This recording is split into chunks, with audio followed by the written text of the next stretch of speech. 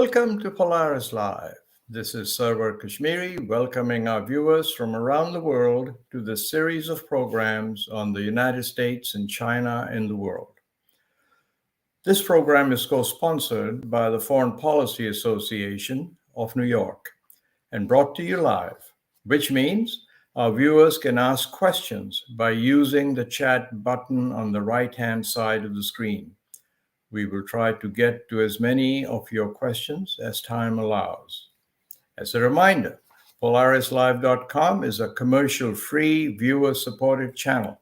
You can help us by subscribing to our YouTube channel and newsletter at Kashmeri.com.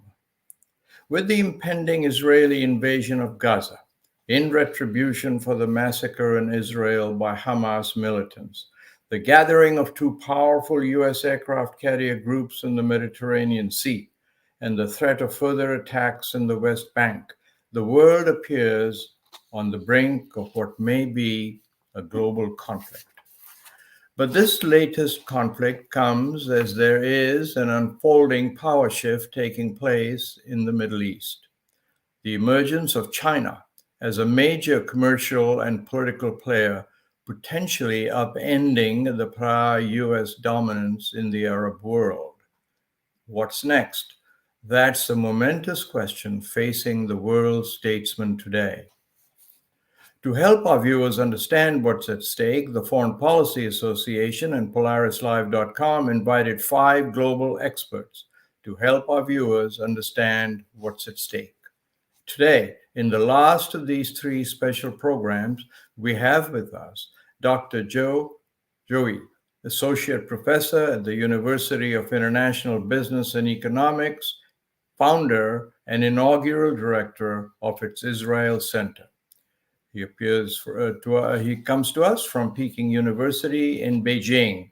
He's also an alum, by the way, of the University of Cairo and Tel Aviv University in Israel, which gives him an unusually powerful perspective on the ongoing conflict and its impact.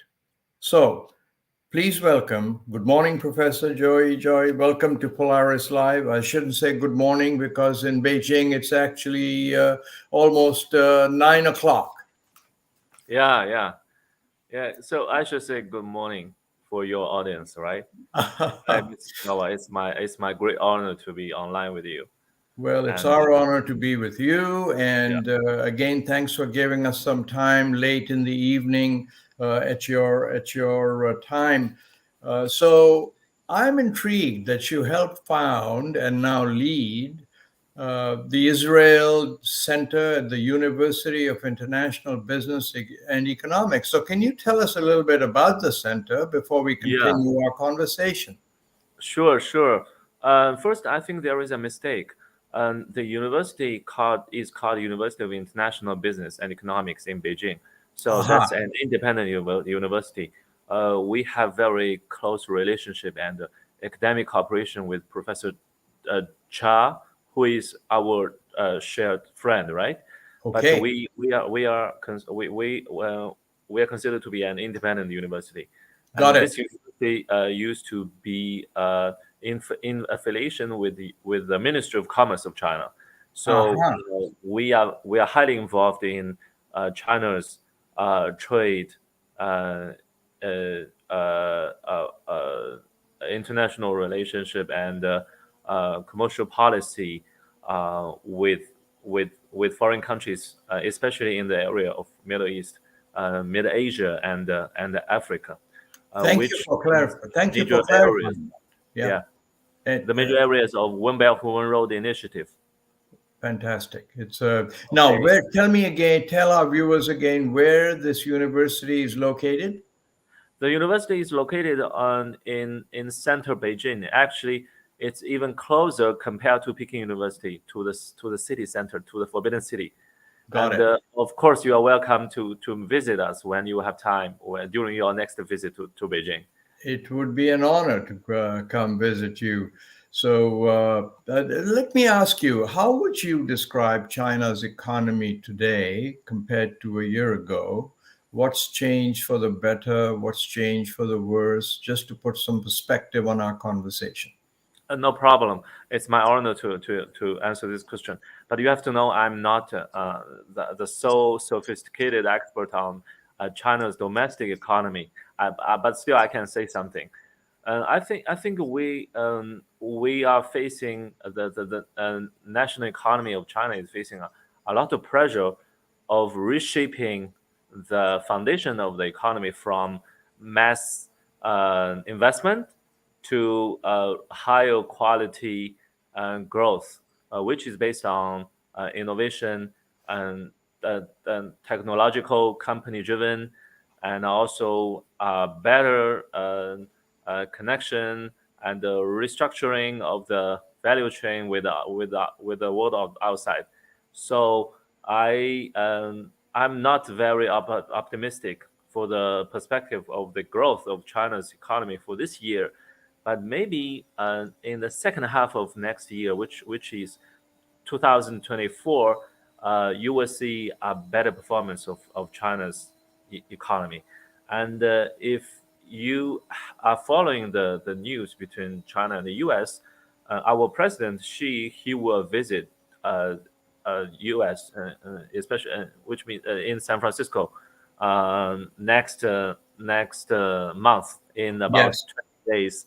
So that will give China better space, less pressure from the U.S. side to get our own job done inside China.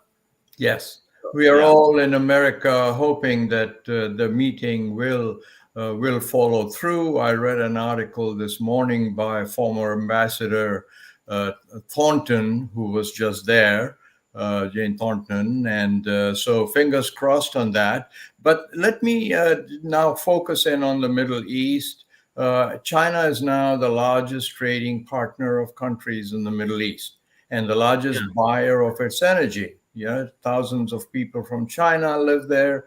Political relations between Middle East countries, in fact, and China have never been better. How do you think this Hamas-Israeli war will affect all these links? Okay. Before we go into our topic today, I think I would like to explain my background a little bit to your audience. Would that be okay? Please go ahead. Okay. Um, I learned Arabic in Cairo University and my university in Beijing for the first degree, and for my second and third degree I did in Tel Aviv University. I also learned Hebrew, so I'm fluent Arabic and Hebrew speaker, which is relatively rare in China. So the understanding of these two languages uh, give me a better, like more comprehensive understanding and more comprehensive points of view from different angles. And for me, you can see I'm pro-Israel or pro-Arab. I'm always in the middle. I'm always trying my best to dig the real truth, not only for China but also for Middle East and for U.S. for the world as well. And according to your question, actually in the beginning of your show, you mentioned that China is trying to have a heavier performance in Middle East, which I do not 100% agree. U.S. Is switching the attention from Middle East to Asia Pacific area, which has been going through for several years.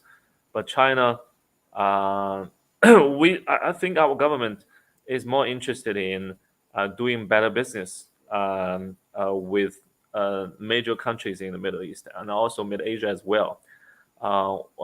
Relatively, China's economy is a little bit fragile, not that strong, not that resilient as you think. So we have so many things to secure, and Chinese government doesn't have that strong will to get a heavier performance in the Middle East. Hmm. And for the Hamas attack on Israel and retaliation from the Israeli side. Um, I think it's a challenge. It's a challenge for U.S. It's a challenge for the world, and also it's a challenge for China as well. And it's the new situation we are facing for the first time for the last 30 years. We set up the diplomatic tie with Israel in 20th of January of 1992. So uh, we have never seen such a big scale of killing of civilians for both sides, especially from the Hamas side to the Israeli civilians. So we totally understand.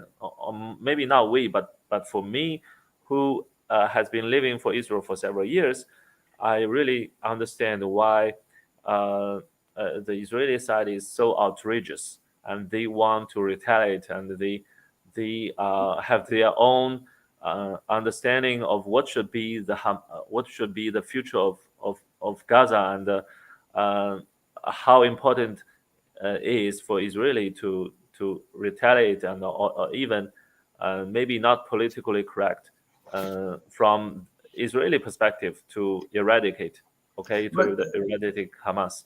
so, a So question on exactly what you're just saying. A recent New York Times column was titled, Israel has never needed to be smarter than in this moment.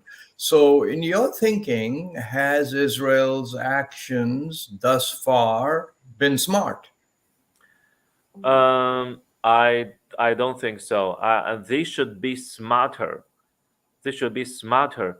Actually, yesterday I talked to several of my Israeli friends, and all of them, I mean, three of my Israeli friends, they were very mad with Bibi Netanyahu for his bad performance uh, before the attack, and from 7th of October until now, for the last 19, actually 20 days, they don't think he played a very good role, and he should resign as soon as possible.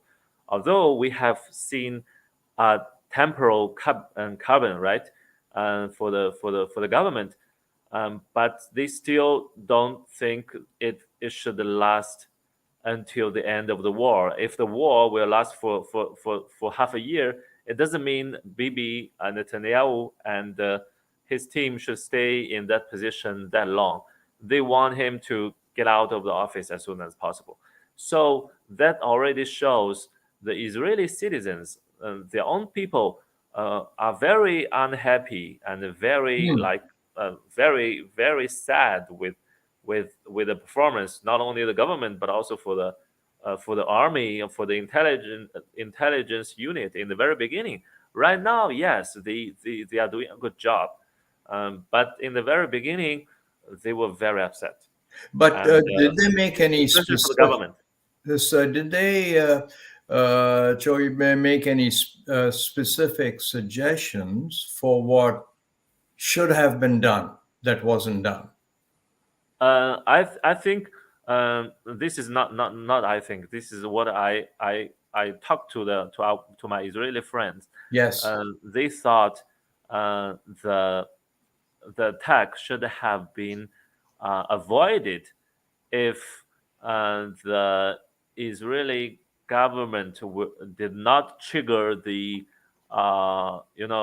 legal reform, which started from the very beginning of this year, and Yes. the reform uh, was not successful, and but still it went through the Knesset, the parliament, and it really hurt um, the many people in the army, in the intelligence unit, and the different political parties in the Knesset. So Mm. that's a huge damage to the unification of the people inside. Yes. So that makes the country in peril. and many like high-ranked officials in the army and in the intelligence unit, they did not want to serve the country anymore because of the reform. So I think the reform was very harmful, and it might continue to harm the ability, uh, the the power of the country for the next years to come if there's Fascinating. no change.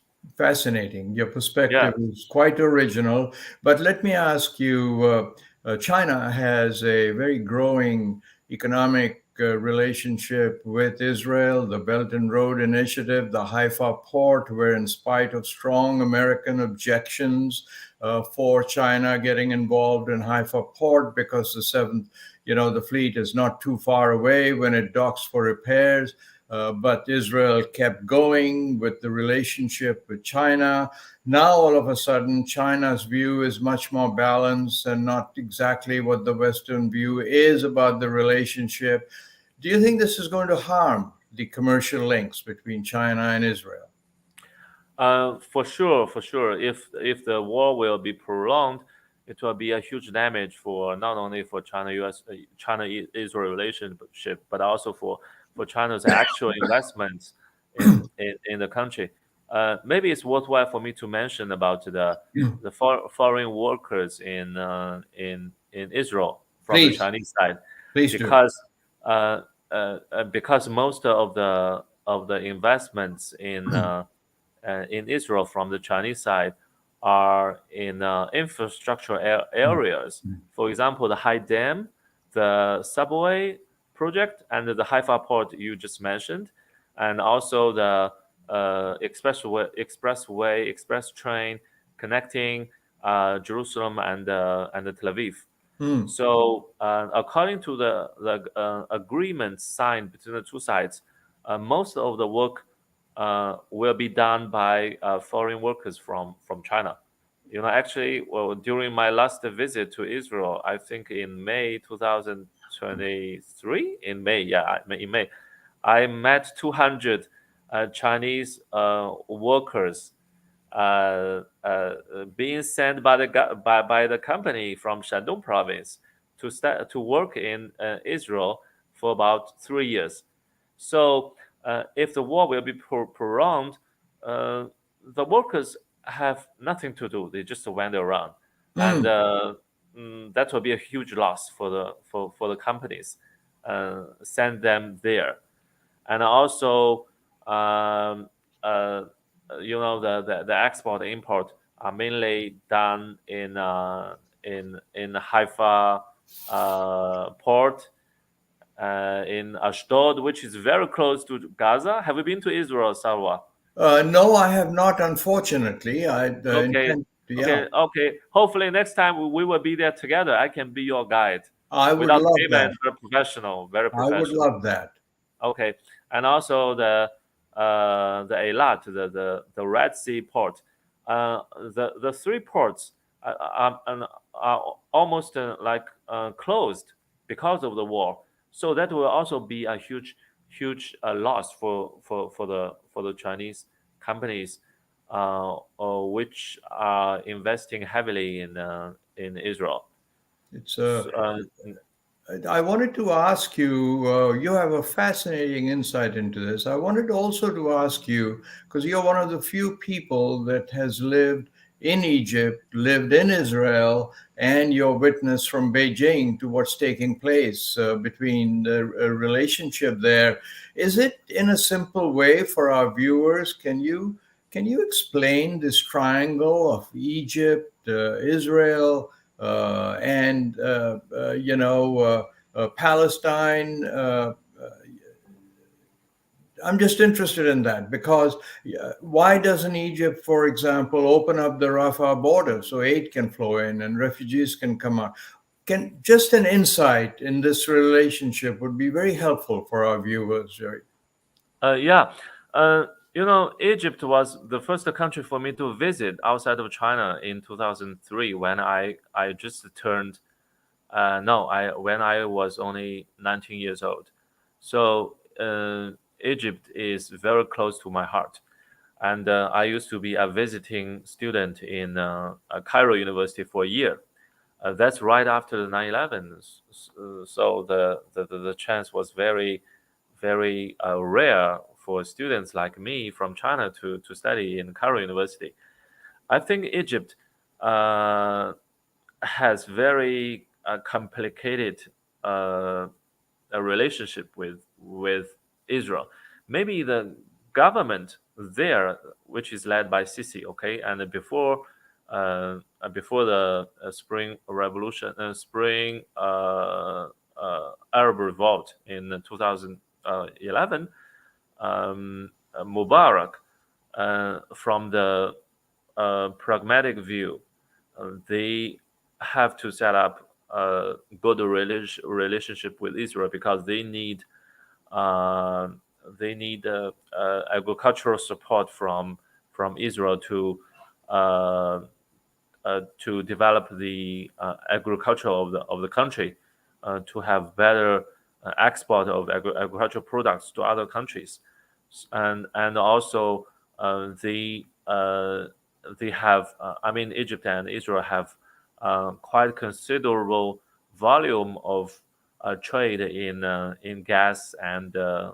uh, uh, and natural gas and petrol. And now it's the opposite. Actually, Egypt is buying gas from Israel. So the relationship between the two countries are very complicated. And maybe let me mention when I was a visiting student in Cairo in 2004, in the very beginning, I think in May 2004, Israel killed Yassin, the founder of Hamas, and all of my classmates went to the street and uh, if I remember correctly, they threw stones to the Israeli embassy in Cairo, which was very close to the Cairo University, and I was shocked to see that because uh, the Hamas has nothing to do with Egypt, and Egypt already set up the official diplomatic tie with Israel. But still, I can see the real anger and the from the innermost of the heart of the Egyptian students and Egyptian ordinary people, the civilians there. So from that moment, I came to understand that although the diplomatic tie can set up, the hatred or the dislike between them, especially um, the from the innermost of the Egyptians to Israel, is very hostile. And I think after almost 20 years, nothing has changed. And Hamas, uh, they they need they keep on learning. They keep on learning how to collect the empathy from other Arab countries, and they, I mean, they did a lot of work on collecting the support from other Arab countries. So I think the situation might be worse compared to 2004. I So hope you understand me. I know, no, no, it's really Yeah, very clarifying to talk with you, but your maybe answer. give me one more minute for China's role, okay? Oh, go Um, ahead, go ahead. yeah, and I think in September, one very high-ranked official from the Chinese central government, he visited Cairo. If you know Cairo, uh, uh, Cairo is the municipal government of Cairo is building a new city on Yes, the eastern side of the old Cairo, right? yes, And the Chinese infrastructure companies, mainly state-owned enterprises (SOEs), they are building quite a number of large projects there. So yes. that high-ranked official visited some of the buildings under construction there. So China uh, can have a stronger economic tie not only through trade but also through investment in Egypt. And Yes. on the other side, on the Israeli side, China is also investing heavily, as we just previously mentioned about the infrastructure projects. And also we are exporting electronic vehicles. I think for the first half of this year, maybe 20,000 or even more electronic vehicles from China, and also Tesla, because Tesla, the the uh, the uh, the big plant in Shanghai Yes. is selling Tesla Model 3 to more than 50 countries in the world. No, So it's it also sells to Israel, from Shanghai to Israel. from China. It's But interesting. no, It's it's very yeah. impressive, the Chinese collaboration there. I was in Egypt a few months ago and saw some of that work being done. But let me ask you another question which perplexes Americans. We had on Polaris Live just a few days ago Dan Kurtzer, who was the former ambassador to Egypt and to Israel. And he made it a point to say that even if the Israeli attack into Gaza kills more of Hamas's leaders, kills most of the people that they find that they can bomb, it would still not eliminate Hamas, because Hamas is ultimately a religious slash social organization, and that bears out from what you have just said. But that is the main objective, as I understand it, of the Israeli war. So, do you think that Israel is pursuing the wrong objective, Joey? Yeah, first, a thumb up for his point of view. I think it's very clear, and it's very like in depth and very smart. Mm, But I think Israel has no choice. If we go through the casualty of every single Middle Eastern war between Israel and the Arab states from 1948 until 1973. Okay, the fourth in the Middle Eastern War. yes, Uh, uh, 1,400 civilians got killed. This never happened in history. yes, So the casualty for the civilians is highest after mm, the Second World War, the genocide by Nazi. So I think uh, it's more than 9/11. It's more than Pearl Harbor. It's heavier. It's more it's historical changing for the history course of the modern state of Israel. So they have to go through. They have to uh, uh, call up. I think more than 350,000 reserve, and yes, they gathered around Gaza border, and they are ready to enter anytime. yes, And if they do not do this, uh, I mean, no one will, no civilian in inside Israel uh, will agree that the state should continue. So they have no choice. This is the only one. This is the only way they should go in, and it's one direction, which is not good, which is not smart enough for the future of the state. I mean, I respect Jewish people so much, but in this situation, I think they really have to rethink what should be the next step. And I'm sure I saw just several video clips of what Hamas did yes, on 7th of October, which is like very not only bloodshed, much worse than this. Really, it's against the human, and but if Israel can siege Gaza and kill everyone, every Hamas member, but Hamas is not an organization. It's a concept to be against Israel, to deny the existence rights of the state of Israel. So I think the two state solution may be the right solution. Maybe the right But solution. right now, I really understand Jewish people in Israel. Right now, if we talk too much about two states solution, they will not hear. They will not listen. They will not listen. They need to retaliate first. But And yeah, so, Joey, we're running towards the end of our time. I have one question left for you. okay, Just a minute or two.